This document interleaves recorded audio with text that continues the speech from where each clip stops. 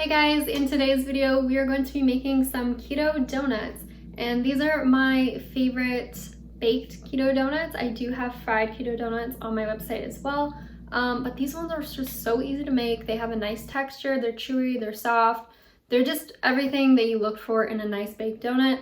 So I really hope you guys try this recipe. It's actually surprisingly easy. All you need is a donut pan. Even if you don't have one, you can make it in a muffin pan.